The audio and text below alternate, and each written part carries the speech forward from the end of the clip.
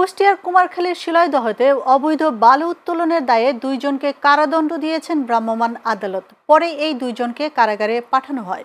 অভিযানে নেতৃত্ব দেন উপজেলার সহকারী কমিশনার ভূমি বিজয় কুমার জোয়ারদার।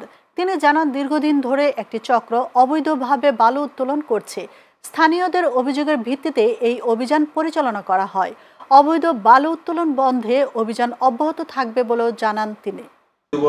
জয় বাংলার যে পানি উন্নয়ন বোর্ডের পাশ থেকে একজন ব্যক্তিকে, তার নাম হচ্ছে সবুজ মন্ডল ওরফে নয়ন, তাকে সংদিগ্ধভাবে গ্রেপ্তার করা হয়।